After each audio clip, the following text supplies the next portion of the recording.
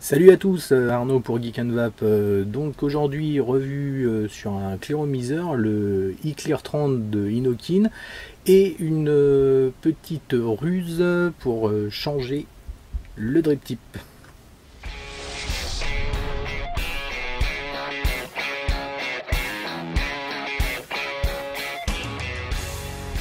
Donc salut à tous, de retour après quelques jours de vacances au soleil. Bon, j'ai pas super bien bronzé, mais bon, un petit peu quand même. Je tiens à remercier toutes les personnes qui se sont abonnées, qui ont laissé des commentaires. C'est super sympa. Continuez. Tout de suite, on regarde le Eclair 30. Donc pour ceux qui me connaissent un peu, je suis pas très cléromiseur. Donc là c'est un cléromiseur type vapeur chaude avec résistance en haut, en dual coil. C'est un claireau qui est pas très cher. Moi je l'ai acheté chez Brumaire pour 13,90 €. Donc ça va, c'est correct. On va regarder tout de suite tout ça en gros plan. Et puis la ruse, pour ceux qui n'aiment pas le drip tip d'origine, comment changer ce drip tip et mettre un adaptateur pour mettre des drip tips 510. Donc gros plan sur notre iClear 30. Il vient dans une boîte en plastique rigide, sympa, avec voilà, petite photo. Vous avez la notice en fait explicative qui est directement sur le côté pour savoir comment remplir le réservoir. De toute façon, c'est très simple.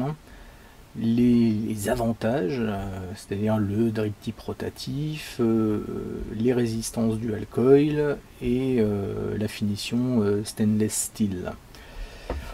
On va ouvrir tout de suite hop, la petite boîte pour découvrir donc notre iClear 30. Alors il y a une petite protection plastique. Hop. Voilà. Donc voici le iClear 30. Donc là il est en violet bleu, fait plus violet, avec donc le drip tip rotatif, c'est-à-dire que vous allez pouvoir très facilement le bouger pour le mettre dans la position que vous voulez. Après ce drip tip, on aime ou on n'aime pas au niveau du look. En bouche, ça va, il est agréable. Par contre, on verra tout à l'heure une petite ruse pour pouvoir changer ce drip tip. On va le démonter tout de suite. Donc on peut démonter le drip tip. Donc il y a un système qu'on va visser, c'est pas un système 510, avec un petit joint ici. Toc. On va pouvoir dévisser la partie supérieure, ce qui va nous permettre de remplir en liquide. On peut dévisser aussi le tube, donc tube en plastique, c'est pas du Pyrex. Par contre, on a pas mal de couleurs différentes, ce qui permet d'avoir plusieurs réservoirs avec plusieurs liquides différents pour pouvoir les différencier justement. Et donc on a la partie résistance. Alors la résistance, comme vous voyez, il y a de la mèche. Il y a de la mèche. Pourquoi? Alors déjà, de base, il y a beaucoup de mèches, puisqu'on a KT4 8 par coil, et c'est un dual coil, ce qui nous fait un total de 16 mèches. C'est assez énorme. Ça fait un truc, vous voyez, style arbre de Noël. C'est super efficace, on le verra à la fin, mais c'est très efficace. Donc toute cette partie là, c'est la partie résistance. Ça se change, on a plusieurs types de résistance, on verra ça tout à l'heure. Et si on retire donc la petite partie plastique, capuchon plastique, on va zoomer un peu pour voir. Hop, vous voyez, on voit bien le système de dual coil croisé comme ceci. Alors dans l'absolu, ça doit être reconstructible. J'avoue que le rapport emmerdement prix, je pense pas que ça vaille le coup. Donc moi je les referai pas personnellement.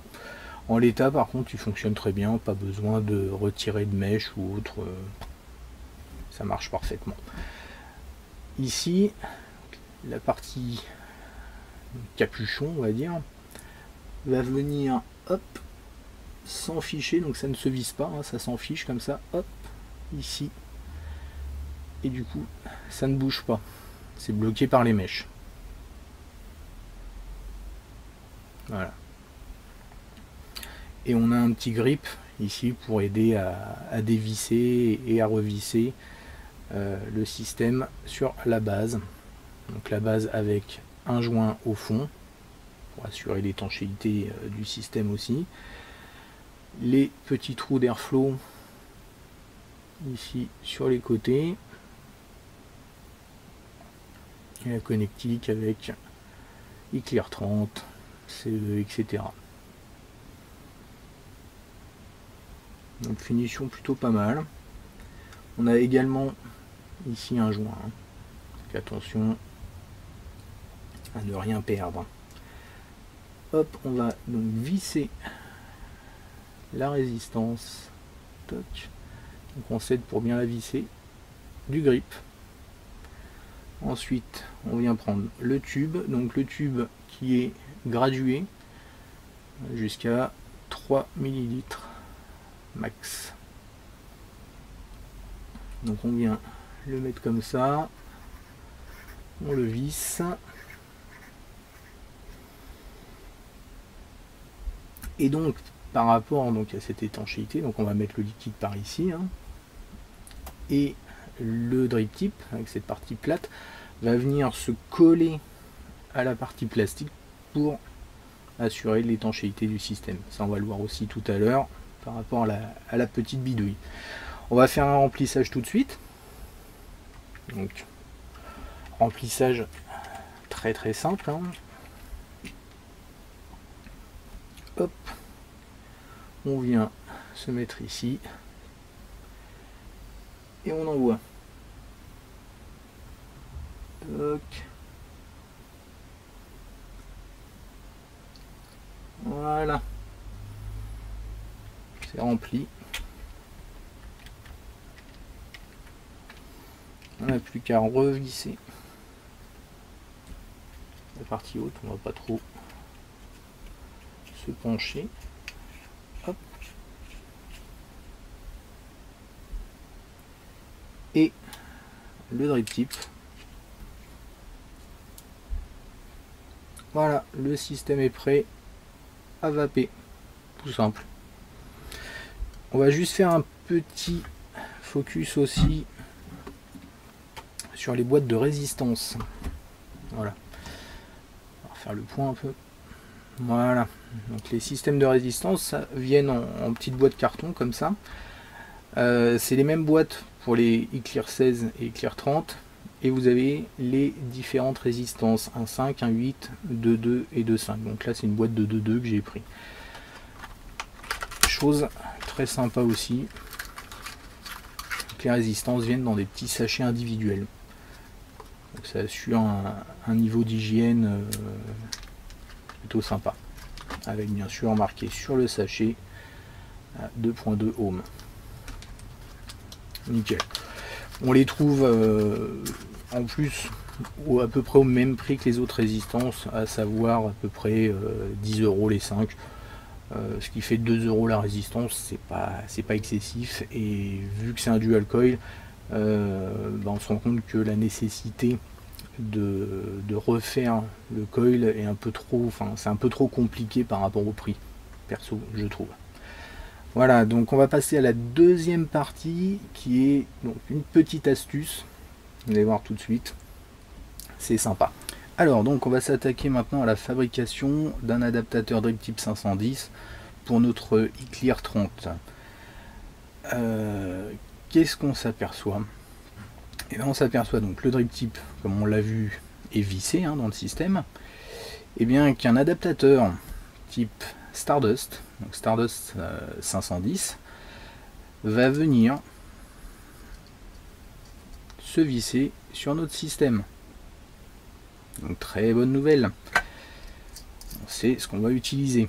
Par contre, Petit souci, la taille. On voit mal, voilà. Donc la taille, on se rend compte que notre adaptateur Stardust est plus long. Donc quand on mesure, toc, là on va avoir 6 mm et demi à peu près, hein. Alors que là on arrive au 1 cm. Donc on va couper. Alors il faut pas couper trop court. Il faut se garder un demi voire 1 mm de rab. Pourquoi? Parce que le système, une fois en place, vient se coller à la partie plastique de la résistance pour faire étanchéité. Donc si on coupe trop court, eh ben, on va plus avoir d'étanchéité et le liquide risque de passer trop facilement. Donc on va se garder un petit millimètre de rab pour ensuite après poncer gentiment. Donc je vais découper hors champ et je reviens dès que c'est fait. Donc voilà de retour grâce à ma super scie comme ceci. On a pu bien couper tout ça déjà. Hop. Voilà, donc là on n'est plus très loin. Je suis à peu près à 7 mm, donc j'ai un demi millimètre de battement. Ce qui va me permettre de prendre un papier de verre et de venir comme ça. Hop. Poncer pour essayer d'être déjà au plus plat et éviter d'avoir des bords tranchants. Donc je vais faire aussi un peu le côté histoire d'éviter de couper le plastique des résistances. Donc vous faites ça, vous essayez de rester hop, le plus droit possible et on va finir comme ça. Donc je vais faire ça hors champ, ça va mettre un peu de temps et je reviens dès que c'est fait.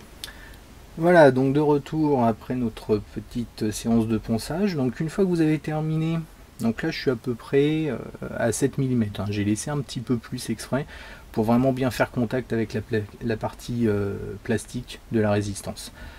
Une fois que vous avez terminé, pensez bien à nettoyer cette pièce hein, de tous les petits résidus, poussière et autres, parce que ça serait pas terrible d'avaper ça. On va prendre le petit joint qu'on a sur le drip tip d'origine, hop, le mettre en place. Voilà, donc sur le type d'origine il est comme ça. On va le mettre de la même manière et on va venir donc le visser au système. J'appuie légèrement, j'ai les mains qui glissent un peu. Voilà, et on a notre iClear 30 avec un système drip tip 510 comme on peut le voir. Hop. Toc. Et voilà, super look. On peut mettre aussi un truc un peu plus coloré, voilà, vraiment très sympa. Donc maintenant on va tester tout ça, hein. Ok, de retour donc avec notre iClear 30 rempli de Black Mamba de chez Pinkspot. J'ai réglé à 10 watts, adaptateur 510 avec le petit drip tip qui va bien et on va voir comment ça vape.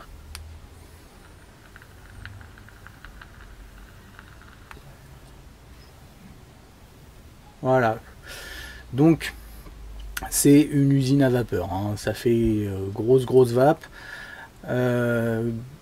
On a une bonne restitution des saveurs, j'ai pas eu de problème de dry heat, franchement nickel. Par contre, côté négatif, ça consomme énormément. Le liquide va partir très vite, c'est un truc de fou, hein. Ça consomme. On a une résistance à l'aspiration qui est plutôt sympa. Là je suis flush avec le SVD, avec les trous d'origine dans le top cap, ça passe bien. Moi ça me va. Par contre on a bien sûr une plus grosse résistance à l'aspiration qu'on va avoir sur le ProTank, même le ProTank 2.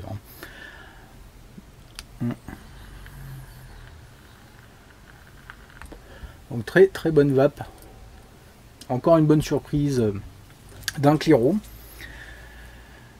Premier test avec le Black Mamba, ça marche bien. Franchement, une bonne surprise, un bon petit système. Pas très cher, j'aimais pas trop le look. C'est pour ça que je voulais pouvoir mettre le drip tip 510, enfin les drip tips que je voulais. Avec cet adaptateur, ça marche bien. C'est nickel. Donc c'est quelque chose que je vous conseille. Le drip tip d'origine marche aussi très bien. Si vous l'aimez, vous pouvez le garder, il n'y a pas de problème. Ça fonctionne. Voilà. Donc ça va être tout pour cette vidéo. J'ai pas mal d'autres vidéos en préparation. Je vais essayer d'organiser un petit concours aussi pour les 200 abonnés, parce qu'on est bientôt. Merci à vous. Continuez à vous abonner. Et je reviens vers vous très vite avec pas mal d'autres vidéos. En attendant, je vous souhaite à tous une bonne vape.